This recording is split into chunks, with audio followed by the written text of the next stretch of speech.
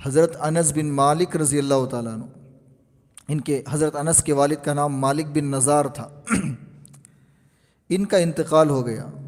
ان کی اہلیہ یعنی حضرت انس کی والدہ بیوہ ہو گئی تھی، تو انہی کے خاندان میں ابو طلحہ نام کے ایک شخص تھے جو سرداری کی حیثیت تھی ان کی، بہت خوبصورت حسین و جمیل تھے، مال و دولت عزت سب کچھ ان کے اندر تھی، ایمان نہیں تھا۔ انہوں نے حضرت سلیم جو حضرت انس کی والدہ ہیں، بیوہ ہو گئی تھی، ان کو انہوں نے رشتہ بھیجا، اور رشتہ ڈائریکٹ بھیجا اس لیے کہ خاندان کی رشتہ داری تھی، تو ڈائریکٹ انہوں نے رشتہ بھیجا کہ میں تم سے شادی کرنا چاہتا ہوں۔ تو سلیم کا جواب کیا تھا؟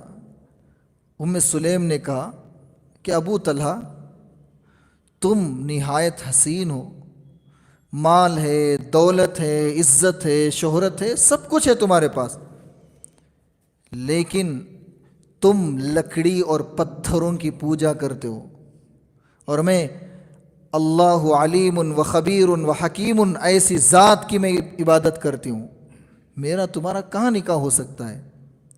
تو پھر انہوں نے اصرار کیا، نہیں میں تم سے ہی نکاح کرنا چاہ رہا ہوں۔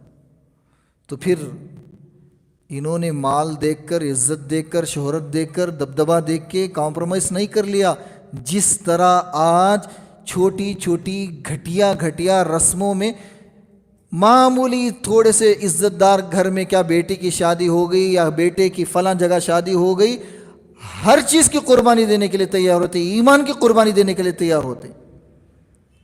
حضرت سلیم نے کہا کہ ٹھیک ہے میں نکاح کروں گی، ایک شرط ہے، تم وعدہ کرنا کہ تم مجھے مہر دو گے۔ انہوں نے کہا کہ بالکل مہر دوں گا، زبان؟ ہاں زبان، اور جو میں مانگوں گی مہر میں وہ چاہیے۔ انہوں نے کہا کہ ٹھیک ہے۔ تو پھر سلیم نے کہا مجھے مہر میں ابو طلحہ کا ایمان چاہیے۔ بس ابو طلحہ کلمہ پڑھے اور پھر شادی کیے، یہ تھا ان کا مہر۔ حضرات صحابہ کہتے تھے دنیا میں ایسا مہر کس نے دیا ہوگا جو سلیم نے لیا ہو، ایسا ایمان بڑے بڑے سرداروں کو جھکا دیتا تھا، ایک کمزور صنف نازک ایک عورت کا ایمان۔